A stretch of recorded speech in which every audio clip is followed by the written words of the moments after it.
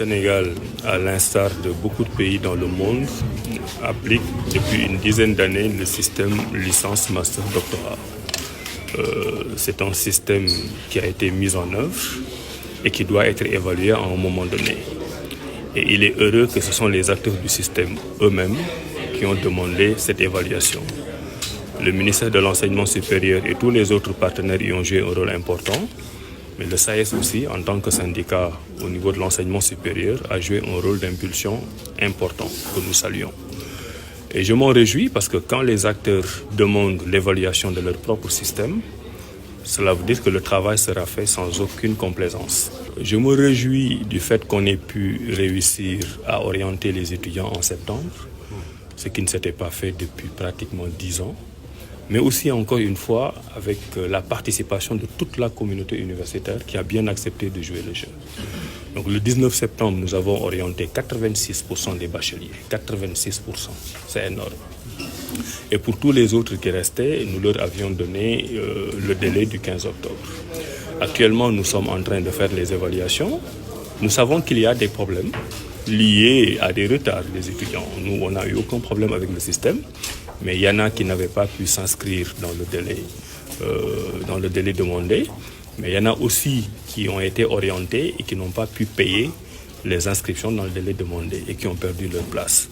Là, on est en train de faire l'évaluation avec les membres de l'équipe Campus N et on va essayer de voir comment on peut récupérer le maximum d'étudiants qui n'ont pas pu payer les frais d'inscription à temps. Quand on arrive en fin septembre, début octobre, là où nous payons en moyenne pour les bourses 6,8 milliards, 7 milliards, nous payons 15 milliards en un mois.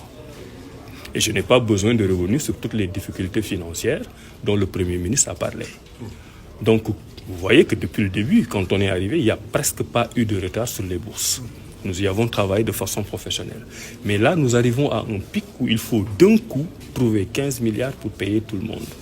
Ces 15 milliards ne sont pas arrivés d'un coup. Ces 15 milliards arrivent au compte-gouttes. Et on n'avait que deux options. On se dit, on attend d'avoir la totalité de l'argent avant de payer, ce qui aurait augmenté le délai d'attente et l'impatience des étudiants. Ou on se dit, on démarre avec ce qu'on a et on continue les paiements au fur et à mesure. C'est la deuxième option qu'on a prise et j'avais pensé que les étudiants comprendraient ça.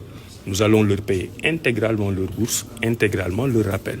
Là, nous avons commencé à payer il y a une semaine, la première vague. La deuxième vague va commencer dès cette semaine. Parce que nous avons beaucoup discuté avec la banque qui est aussi en train de nous accompagner. Donc nous espérons qu'il n'y aura pas de rupture. Mais le paiement, ce sera fait. Mais l'intégralité des paiements se fera en une semaine, 2 semaines, 3 semaines. Mais à la fin, tout le monde aura sa bourse.